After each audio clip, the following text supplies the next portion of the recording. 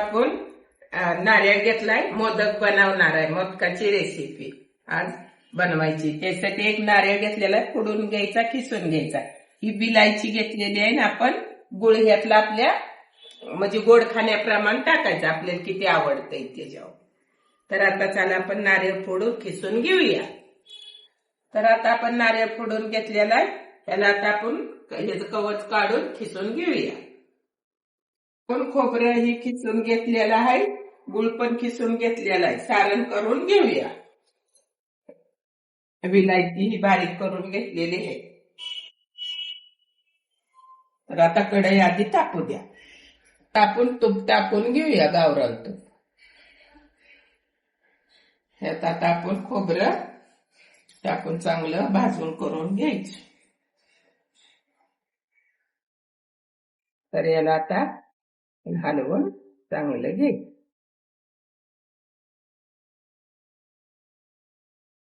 आता विलायची टाकून घेऊया आपण.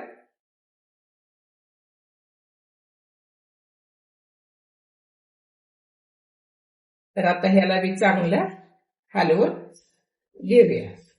तर आता आपण खिसलेला गुळ टाकून घेऊया. त्याला पण चांगलं आता हलवून घ्यायचं.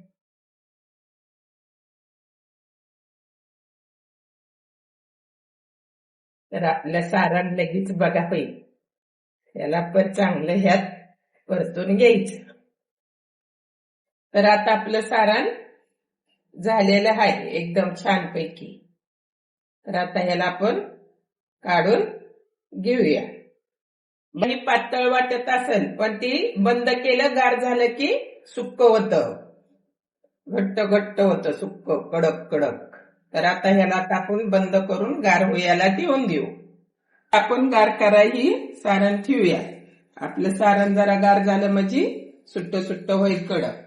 गार होऊन देऊया आणि मग चालू करू मोदक करायला. पण मोदक झालेलं आहे आपलं गार. आता बनवून घेऊया.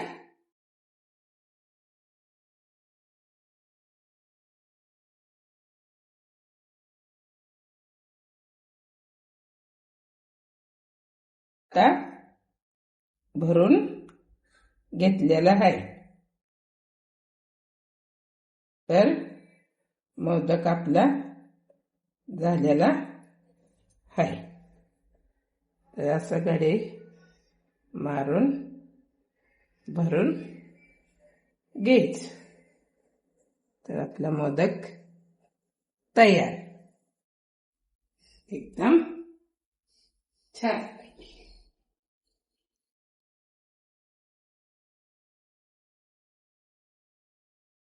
आपलं मोदक बनवून झालेलं आहे. तुम्ही बी नक्की एकदा ट्राय करा. छान होत्यात. लाईक करा, शेअर करा, कमेंट करा, सबस्क्राईब करा आणि एकदा नक्की करून बघा कसे होत्यात आणि कमेंट करून सांगा.